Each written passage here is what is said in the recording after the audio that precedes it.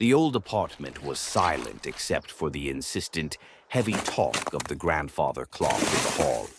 Arthur had inherited the clock from his uncle, a man obsessed with precise time, and the ticking had been driving Arthur to the edge for 2 weeks. It wasn't just the volume, it was the timing. Every evening, exactly at 3 a.m., the talk would pause. Not for a moment, but for a full, breathless minute. The air pressure in the room would drop, and the silence became a physical weight pressing on his chest. Then, at 3:01 a.m., the talk would resume, louder and deeper than before. One night, Arthur decided he couldn't take the gap anymore. He stood in the hall, shivering in his pajamas, waiting. The clock's heavy bronze pendulum swung, talk, talk, talk. The second hand swept up to the 12.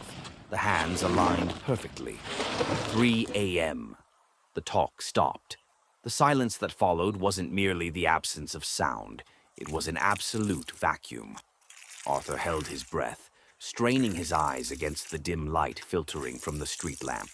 He could hear the blood rushing in his own ears, but nothing else.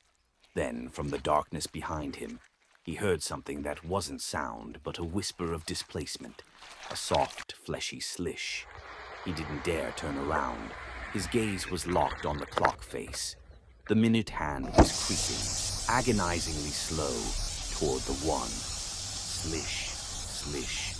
The movement was slow, wet, and heavy, as if something large was dragging itself across the wooden floor directly behind him. He could smell dust and something metallic, like old copper and dried blood. He clamped his eyes shut. 3:01 a.m. Resume the talk. Just resume it. Slish. It was right behind him now. He could feel its cold, stale breath on the back of his neck. Then the clock, with a sudden, violent jolt, let out a single deafening toot. The spell was broken. Arthur stumbled back, whirling around. The hallway was empty. The metallic smell was gone. The only sound was the regular, grating talk of the clock. Relief washed over him, then terror. He looked at the pendulum, swinging normally.